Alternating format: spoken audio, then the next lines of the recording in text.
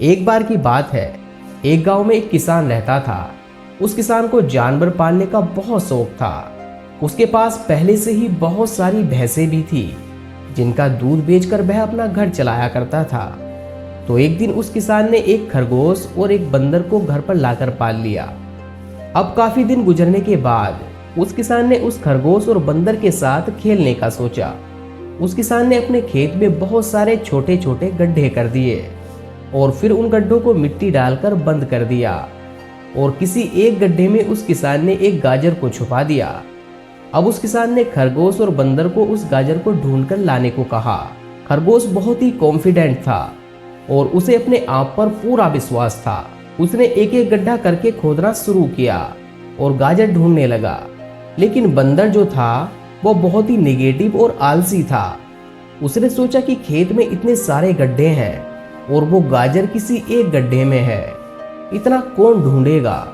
वो बंदर यह सोचकर एक गड्ढे के ऊपर जाकर सो गया।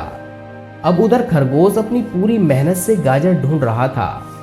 एक एक करके खरगोश ने सारे गड्ढे खोद लिए। उसे किसी भी गड्ढे में गाजर नहीं मिली। सिर्फ एक गड्ढा बाकी रह गया था, जिसके ऊपर बंदर सो रहा था। अब खरगोश बंदर के पास जाता है और उसे उस गड्ढे से उठने के लिए कहता है। जैसे ही बंदर उस गड्ढे से उठता है, खरगोश गड्ढा खोदकर गाजर बाहर निकाल लेता है और अपने मालिक को ले जाकर दे देता है। बंदर यह देखकर हैरान रह जाता है कि जिस गड्ढे के ऊपर वो इतनी देर से सो रहा था, गाजर उसी के अंदर थी। वो सिर्फ एक बार खोदकर देख लेता तो गाजर उसे मिल जाती और वो मालिक की नजरों में बड़ा बन जाता। यही सोचकर वो अपने किए पर पछतावा कर रहा था।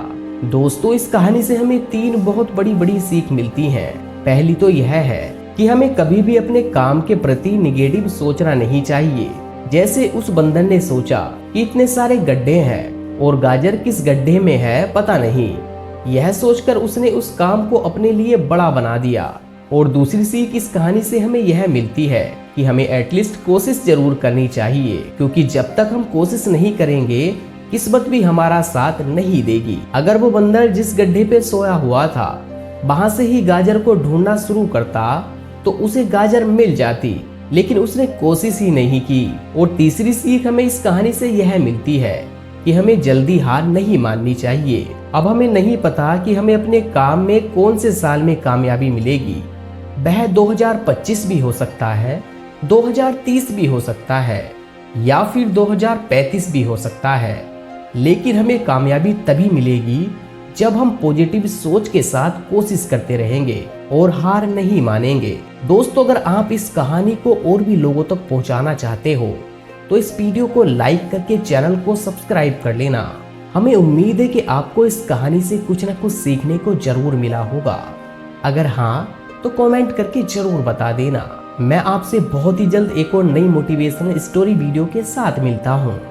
तब तक के लिए आप अपना और अपने परिवार का ध्यान रखिए और हमेशा मुस्कुराते रहिए।